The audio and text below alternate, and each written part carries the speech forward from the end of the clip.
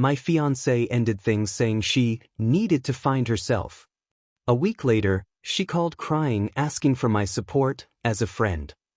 I didn't argue, just told her to check the mail. What she found ended the call fast. After 5 years together, I thought I knew Kelsey well enough to predict her moods, her reactions, her decision-making process. I was wrong. It happened on a Friday evening in October while I was reviewing quarterly reports at our kitchen island, the same granite surface where we'd signed our lease renewal just 3 weeks earlier for another year in our converted loft apartment downtown. Kelsey walked in from her yoga class carrying that vintage leather tote bag I'd given her for her birthday, set it down with unusual deliberateness, and announced she needed to reconnect with her authentic self and couldn't do that while engaged to be married.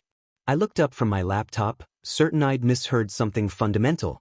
We'd been engaged for nearly 3 years. Our wedding was scheduled for 5 months away at a historic vineyard estate we'd visited 4 times to finalize details, and just last weekend we'd been addressing invitations together while debating whether to upgrade the jazz quartet to a full band. I need space to explore who I really am without the framework of someone else's expectations, she continued, using the kind of therapeutic language that suggested this speech had been rehearsed. As a financial auditor, I'm trained to spot inconsistencies in narratives, and something about her timing and phrasing felt completely calculated. I asked if this was about something specific, some problem we could work through together, but she shook her head with that serene expression she wore after meditation retreats. She'd already talked to her cousin Miranda about moving into the guest room of her townhouse across the city, already researched solo travel opportunities to heal her inner child through new experiences, already decided our entire future together was an obstacle to her personal growth. I watched her explain how mature people can recognize when relationships have served their purpose without forcing artificial continuation, how she respected me too much to stay engaged while feeling spiritually misaligned, how this decision came from a place of love rather than rejection. The whole conversation felt like listening to someone recite a self-help podcast transcript rather than talking to the woman I'd planned to marry. When she finished her monologue, I closed my laptop and asked what she needed from me practically speaking. Not emotionally, not romantically, but logistically. She seemed surprised by my calm response, probably expecting tears or arguments or desperate attempts to change her mind. Instead, I spent the next 2 hours helping her load her vintage record collection and yoga equipment into her SUV, methodically carrying boxes while she gathered personal items with the efficiency of someone who'd already mentally cataloged what belonged to her. The platinum engagement ring with the family heirloom diamond went into its original velvet box on the kitchen island without ceremony, just another item being returned to its proper place. As she backed out of our parking space into the autumn rain, I stood at our 3rd-floor window watching her taillights disappear around the corner, already mentally itemizing every financial commitment we'd made together and calculating what canceling our future was actually going to cost us both. I spent the following week treating our dissolved engagement like any other audit assignment, creating detailed spreadsheets that tracked every deposit, contract, and payment schedule with methodical precision. The numbers told a story that Kelsey's spiritual awakening narrative had conveniently overlooked. Our wedding at the historic vineyard estate had required a $15,000 deposit for their century-old stone pavilion, money we'd transferred from our joint savings account 6 months earlier after touring the property 3 times and falling in love with the way afternoon light filtered through the ancient oak trees. The award-winning farm-to-table catering company specializing in organic cuisine had received $6,500 upfront for their signature seasonal menu, while the documentary-style videographer Kelsey discovered at a local art gallery had been paid $4,200 to capture what she called authentic moments of joy. The jazz quartet she'd insisted would create the perfect ambience had taken an $1,800 non-refundable deposit, and our 2-week honeymoon to New Zealand including adventure activities and boutique accommodations had cost us $3,500 in advance bookings. We'd also committed $2,000 for a luxury couples spa package at a mountain resort for our wedding party, something Kelsey said would show our appreciation for their support. But the most substantial expense proved to be Kelsey's custom-designed wedding gown from an exclusive atelier downtown, which had cost $11,000 and been charged to a premium rewards card in my name that I'd added her to for building her credit history. The dress had been completed just 2 weeks before our breakup, and according to the signed contract, final payment was due upon completion with absolutely no refunds or returns permitted. I called the atelier to explain our situation, hoping for some accommodation, but the seamstress explained that custom gowns were one-of-a-kind creations that couldn't be resold and their policy existed specifically to protect against situations like mine. When I reviewed our combined financial obligations, the total came to $44,000 in non-refundable commitments we'd made together for a future that no longer existed. Every vendor contract bore both our signatures, every deposit had come from accounts we'd contributed to equally, every decision had been mutual until the moment Kelsey decided our entire relationship was holding back her personal evolution. I printed out each contract and receipt, organized them chronologically in a professional binder, and began researching cancellation policies and potential recovery options. Some vendors offered partial refunds if we canceled more than 120 days in advance, but we were well past those deadlines thanks to Kelsey's timing. Others might consider transferring deposits to future dates, but that required mutual agreement from both original parties. As I calculated percentages and reviewed fine print, I realized that Kelsey's journey of self-discovery was going to cost us both exactly $22,000 each, assuming we split everything equally the same way we'd agreed to pay for it in the first place. 8 days after moving out, Kelsey called during my lunch break with a trembling voice that immediately reminded me of the tone she used when requesting expensive purchases she couldn't afford on her own. "Justin, I know this is complicated, but I really need you to stay in my life," she began, her words rushing together like someone who'd rehearsed this conversation multiple times. "What we had was so much deeper than just romance, and I can't bear the thought of losing your friendship too."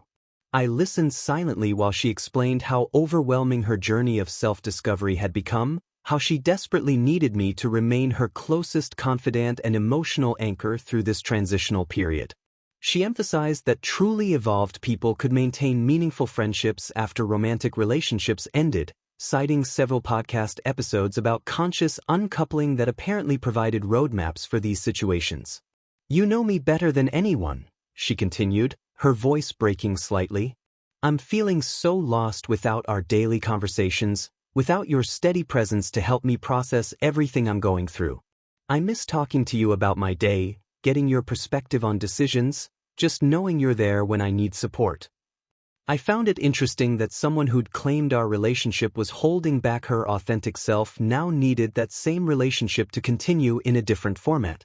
When she finished her emotional appeal, I told her calmly that I agreed we could transition to friendship, but she should expect an important delivery via certified courier at her cousin's address the next morning. "What kind of delivery?" she asked, suddenly sounding more curious than distressed. "Documentation that will clarify our new friendship boundaries," I replied, keeping my tone professional and matter-of-fact. "It contains everything you need to understand how our relationship will work going forward." She pressed for more details, but I simply said she'd understand everything once she reviewed the materials and ended the call before she could probe further. That evening, I assembled an extensive package containing laminated copies of every contract, receipt, and cancellation notice we'd accumulated, arranged chronologically in a professional presentation binder with color-coded tabs for easy navigation. I included a detailed financial breakdown spreadsheet titled Project Dissolution, Shared Liability Assessment, that calculated her responsibility for exactly half of all non-refundable costs. The final page outlined a formal payment plan option with 3 different schedules depending on her preferred timeline, along with my business card and a note explaining that our friendship could absolutely continue once she'd fulfilled her financial obligations from our previous partnership. I packaged everything in a manila envelope with her full name written in block letters, scheduled the certified delivery for 10 a.m. the next morning, and went to bed feeling like I'd handled the situation with appropriate professionalism and clarity. Kelsey's response arrived through multiple channels like a coordinated assault on my character and reputation. First came a barrage of texts calling me cold-hearted and manipulative, with phrases like weaponizing our shared memories and punishing me for being honest about my needs. Then her cousin Miranda called, tearful and angry, demanding to know how I could financially abuse someone going through an emotional crisis. "She's been crying for hours," Miranda said. How can you be so cruel to someone you claim to love? When I calmly explained that I was simply requesting Kelsey pay for her own wedding dress and half of our mutually agreed-upon deposits, Miranda dismissed this as missing the bigger picture of human decency. Those are just technicalities, she insisted. Real compassion means understanding when someone needs grace. Next came Kelsey's brother Derek, leaving an aggressive voicemail threatening unspecified consequences if I continued harassing his sister during her vulnerable time. Each family member seemed to view our $44,000 in canceled wedding expenses as irrelevant details compared to Kelsey's emotional state, as if her decision to end our engagement somehow absolved her of financial responsibility for choices we'd made together. The situation escalated when Kelsey posted a lengthy essay on her lifestyle blog titled, "Escaping Financial Control: My Journey to Freedom." She described leaving a controlling relationship where her ex-partner weaponized money to punish her independence, carefully omitting any mention of the actual amounts involved or her own signatures on every contract. The post gained traction in her social media circles, with dozens of comments praising her courage and condemning toxic masculine behavior. Several mutual friends sent me disappointed messages about my apparent vindictiveness, treating me like I'd become some kind of financial bully rather than someone enforcing legitimate agreements. I responded by creating a private document sharing link containing high-resolution scans of every receipt, contract, and email exchange, which I sent only to our closest mutual friends with a brief note explaining I wasn't seeking public vindication but wanted those who mattered to have complete information before judging the situation. Douglas and Patricia Reynolds, a married couple who'd known us both for years, reviewed the documents within hours and immediately called to apologize. "We had no idea about the scope of the expenses," Patricia said. "Kelsey made it sound like you were demanding money for groceries or rent, not legitimate wedding costs." They privately confronted Kelsey in a group text message, pointing out the discrepancies between her public narrative and the documented facts. Kelsey, in a fit of rage, leaked their private conversation on social media with a caption about fake friends who side with financial abusers. This backfired spectacularly as several other friends requested the document link and subsequently shifted their perspectives entirely, realizing they'd been manipulated by a carefully crafted victim narrative that conveniently omitted crucial details about actual contractual obligations and shared financial decisions. 6 weeks after the breakup, I encountered someone unexpected at a professional networking event for financial services workers downtown. Warren Thompson from my previous firm was there representing his new investment advisory company, and we ended up talking over drinks about career transitions and industry changes. During our conversation, he mentioned casually that he'd recently ended things with a woman he'd been seeing who turned out to be recently engaged when they started dating. "Really complicated situation," he said, shaking his head. She worked in sustainable lifestyle consulting, had this whole story about leaving a stagnant long-term relationship with some guy who didn't understand her ambitions. I felt something cold settle in my stomach as he continued describing her background and personality. When he mentioned her interest in meditation retreats and solo travel for personal growth, I knew with absolute certainty he was talking about Kelsey. I carefully probed for more details without revealing our connection, and Warren explained they'd met at a wellness conference 4 months before Kelsey broke up with me. "Started as coffee meetings to discuss her career goals," he said, "but it became emotional pretty quickly. She painted herself as someone trapped in a relationship with a guy who was more like a roommate than a romantic partner." The timeline hit me like a physical blow. 4 months before our breakup meant Kelsey had been building this relationship while we were addressing wedding invitations together, while we were selecting honeymoon excursions, while she was having final fittings for that $11,000 wedding dress. Warren continued, "She made it sound like the engagement was essentially over except for logistical complications. Said they were staying together out of habit rather than love, that she'd outgrown the relationship but felt guilty about hurting a decent guy who just wasn't right for her." I asked what ended their relationship, and Warren's expression darkened. "Started noticing inconsistencies in her timeline about 3 weeks ago. She'd mentioned being engaged when we first met, but later claimed that had ended months earlier. When I pressed for clarity, she got defensive and angry. Plus, honestly, she expected me to financially support her lifestyle immediately: expensive dinners, weekend trips, designer purchases, and constantly badmouthed her ex while simultaneously expecting me to essentially replace his financial contributions.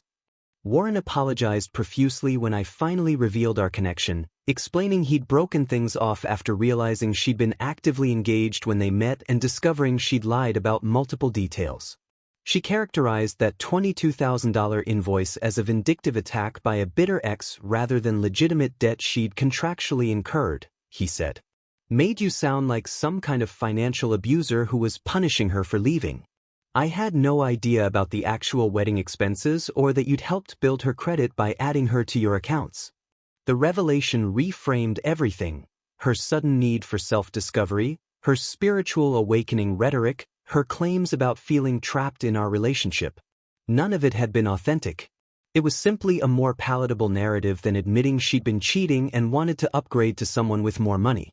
The situation intensified dramatically when I received a formal letter from Kelsey's father, Howard, written on official letterhead from the regional banking institution where he served as senior vice president.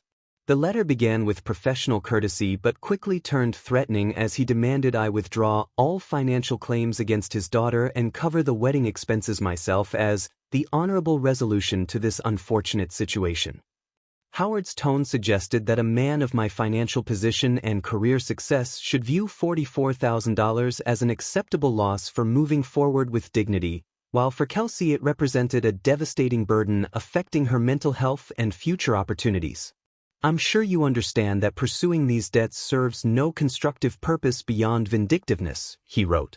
My daughter is struggling to rebuild her life after making the difficult but necessary decision to end an incompatible relationship, and your continued harassment is preventing her from moving forward in a healthy way.